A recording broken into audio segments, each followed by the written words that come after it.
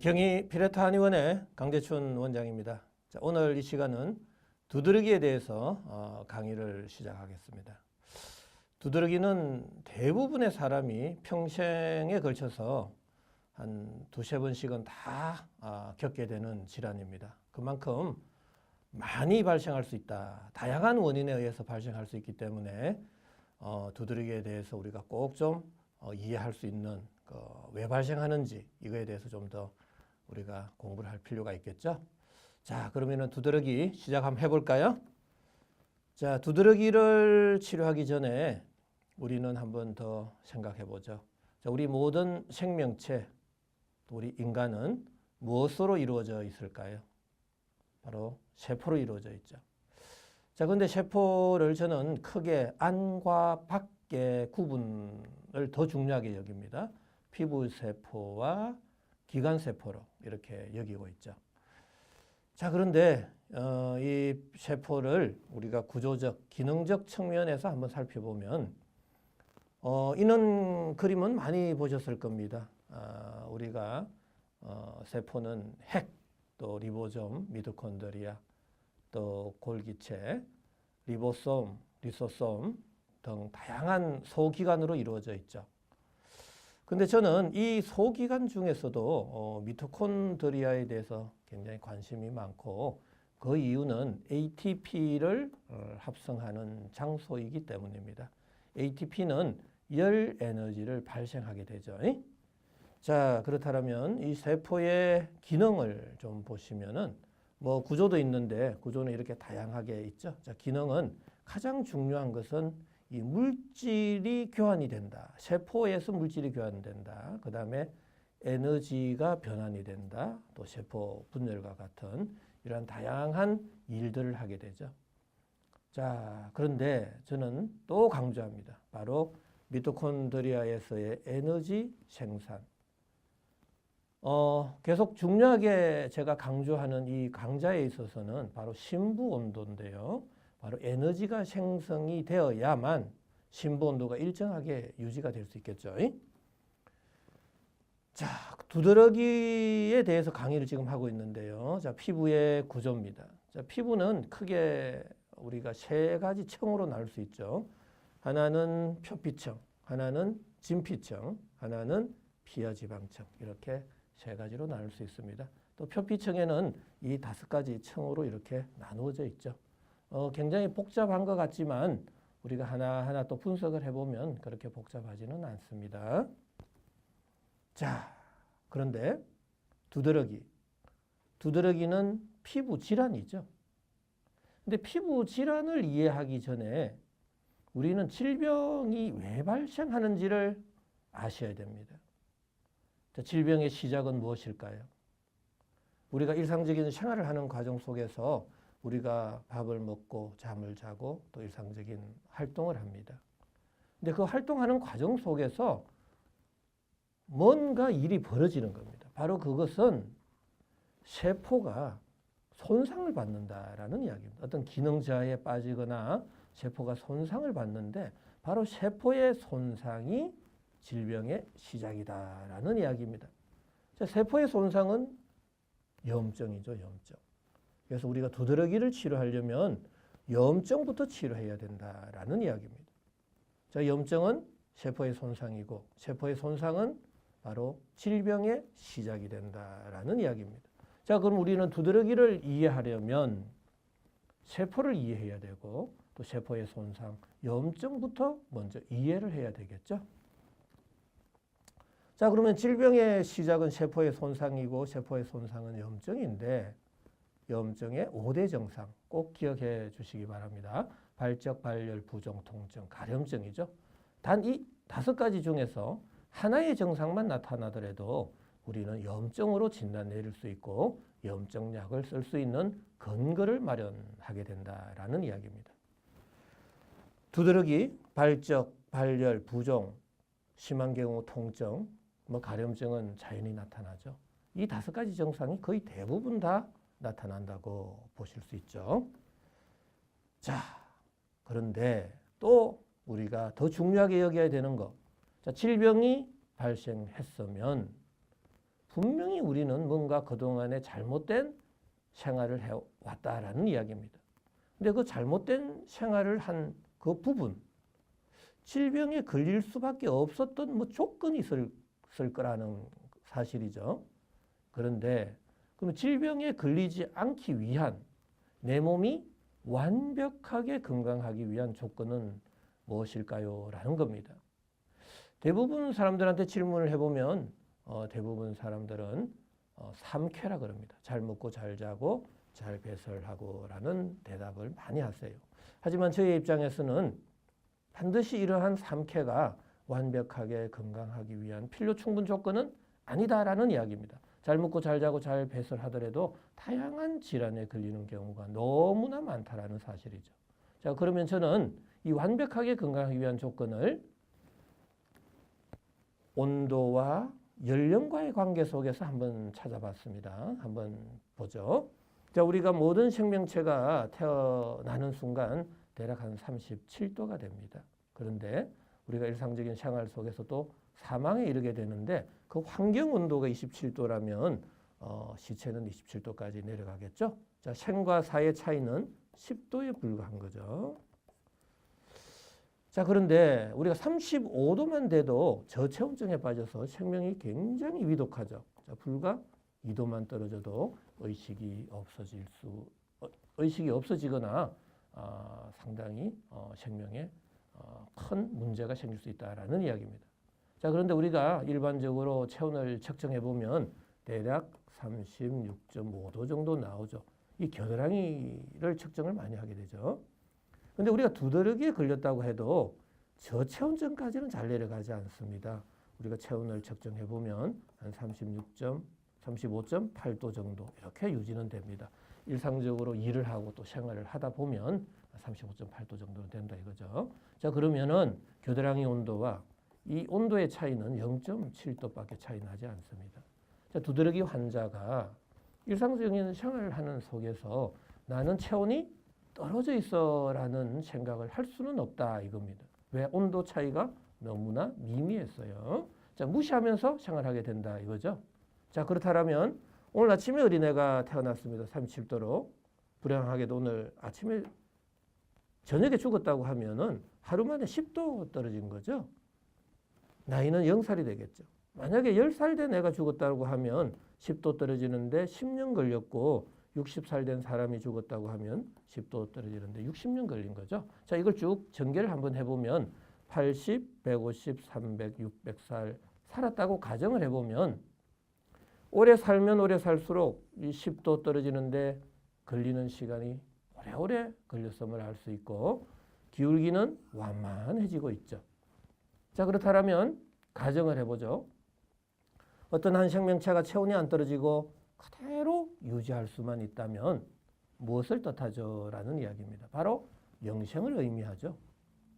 근데 이 영생을 좀 현실적인 용어로 바꾼다라면 아주 건강하고 무병장수한다라는 의미로 해석해 볼 수 있겠죠. 자, 그렇다면 질병에 걸리지 않고 내 몸이 완벽하게 건강하기 위한 조건은 뭐죠? 라는 겁니다. 바로 이 심부 온도 37도를 그대로 유지해야 된다라는 의미가 되겠죠. 자, 근데 이 심부 온도에 대해서 우리가 심부 온도 하는데 심부 온도라는 것은 뇌를 포함한 오장육부의 온도를 말합니다. 자, 체온이죠. 근데 이 체온을 어디에서 이해해야 될까요? 체온이란 세포가 어떤 열 에너지 대사를 하는 과정 속에서 그 최종적인 무형의 산물이 체온으로 나타난 거죠. 자, 그렇다면 이 열 에너지 대사를 이해하려면 우리가 인체 물리학이나 생화학 파트에서 우리가 좀 더 집중적으로 연구를 해서 그 본질을 찾아야 되겠다라는 이야기입니다. 자, 그런데 인체 물리학 중에서도 우리가 체온에 대해서 좀 더 공부를 해볼까요? 자, 우리 인체는 뇌를 포함한 오장육부의 체온을 심부체온이라고 그러고요. 두피를 포함한 사지의 온도는 피부체온이라고 그럽니다. 근데 심부체온은 항시 37도를 일정하게 유지하려고 애를 쓰지만 피부체온은 심장에서 멀어지면 멀어질수록 온도는 내려가고 있는 특징을 가지고 있습니다. 자, 근데 신부 체온이 올라갈 때는 피부 체온이 내려가죠.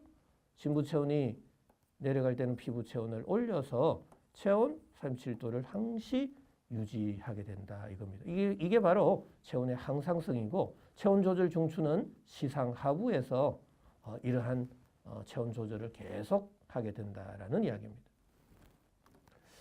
자, 그렇다면 이 신부 체온 37도를 항시 유지하려고 하는 게 우리 모든 생명체의 어떤 하나의 체온 조절 시스템인데 그럼 신부 체온이 그렇게 중요하다라는 의미거든요. 자, 그렇다면 신부 체온 37도의 의미는 뭘 뜻하느냐라는 이야기입니다. 자, 우리 인체는 50쪽에서 60쪽에 정도 되는 셀의 개수가 있습니다. 이 하나하나의 셀에서 정상적인 열 에너지 대사를 영위한 생명 현상을 발휘한 최종적인 무형의 하나의 결과죠. 그때만이 37도가 유지될 수 있다라는 이야기고, 자, 그 다음에 중요한 거 생명 유지의 절대적 3요소다라는 이야기입니다. 식물과 동물 모든 생명체입니다.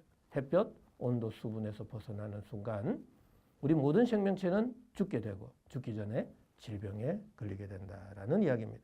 자, 그렇다면 햇볕, 저산소증이라든지 과산소증, 온도의 낮고 높음과 낮음, 그 다음에 영양 공급을 제대로 할 수 있어야 되는데 그 영양 공급에 문제가 생겼을 경우에는 바로 질병에 걸리게 되겠죠.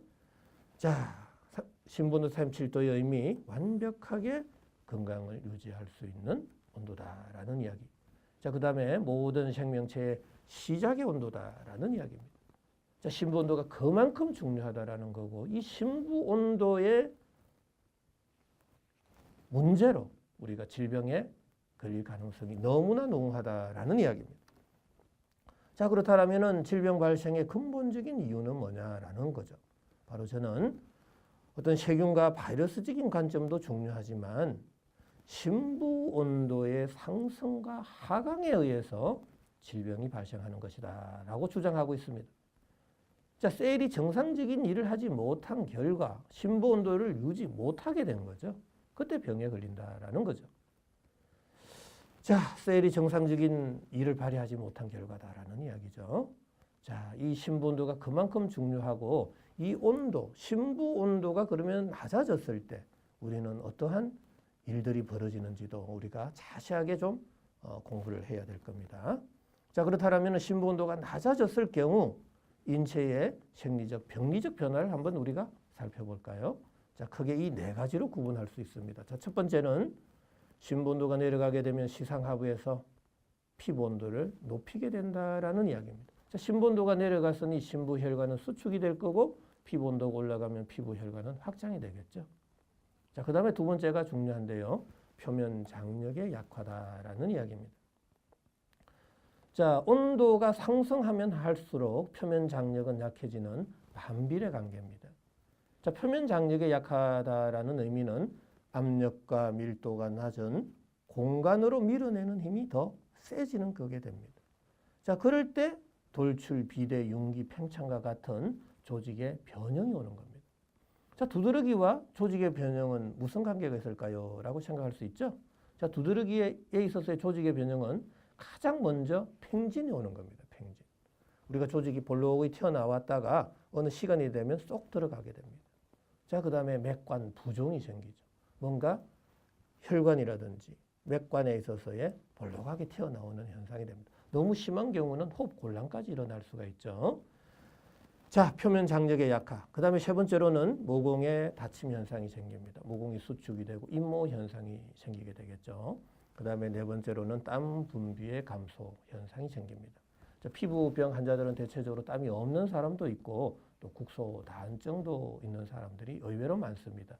자, 이 네 가지 현상에 대해서 좀 더 심도 있게 공부를 해볼까요? 자, 첫 번째, 피부 온도의 상승입니다. 자, 피부 온도가 올라간 겁니다. 자, 이때 저는 염증이라고 진단을 내리고 있습니다.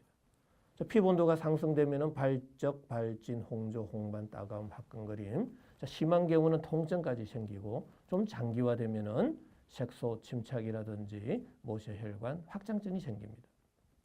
자, 좀 더 이해가 안 되면은 반대로 한번 생각해 보죠. 자, 우리가 환부가 따갑고 화끈거리는 증상이 굉장히 많이 나타납니다.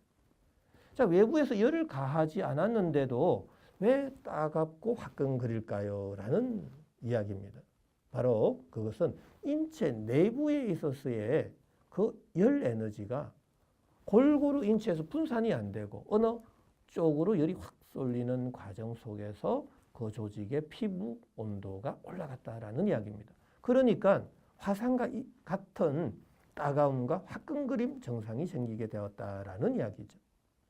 자, 반대로 좀 생각하니까 이해가 쉽죠. 자, 피부 온도의 상승이 바로 염증이다라는 이야기고, 자, 서양의학에 있어서는 인체의 면역력이 약해지는 과정 속에서 세균과 바이러스가 몸에 들어와서 그게 항원 항체 반응을 하는 과정 속에서 인체의 그 염증성 매개 물질, 뭐 사이토카인, 또 프로스타글란딘, 뭐 그다음에 인터루킨, 뭐 히스타민 이런 여러 가지 염증성 매개 물질이 생겨서 염증이 되었다라는 이야기입니다.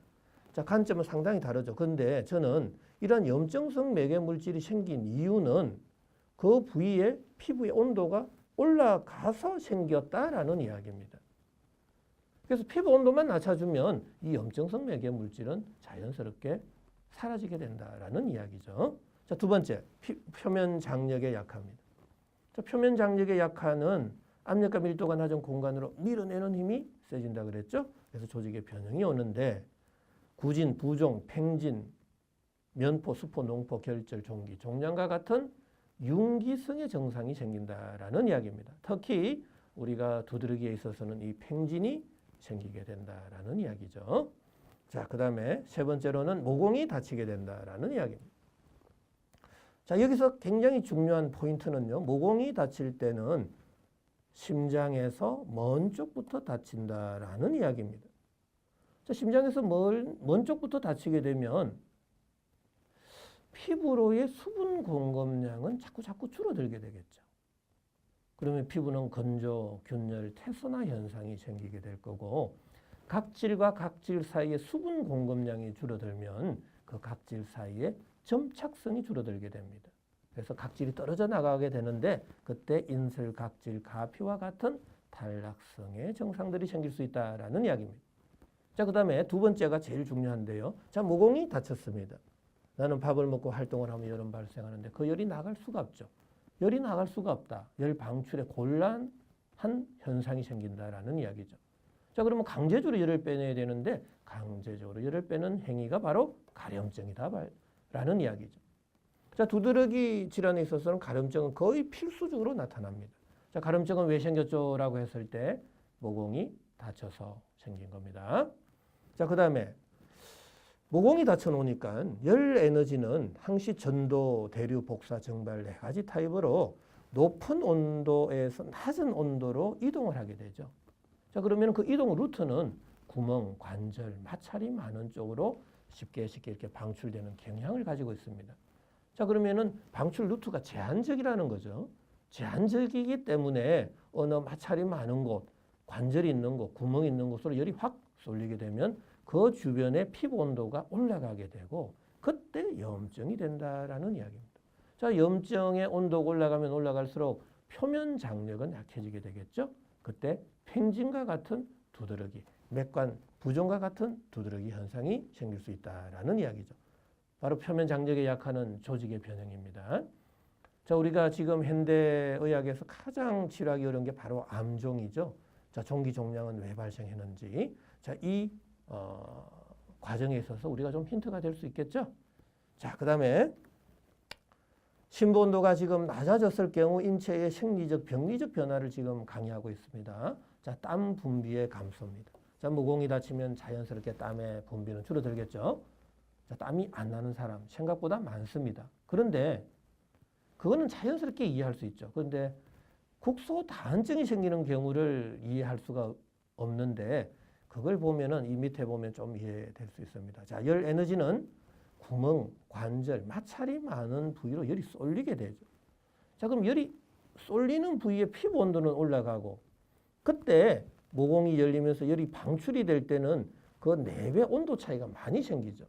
그래서 높은 온도에서 낮은 온도로 이렇게 방출이 될 때 액화 현상이 생기게 된다라는 이야기입니다. 자, 그때 다한증이 된다.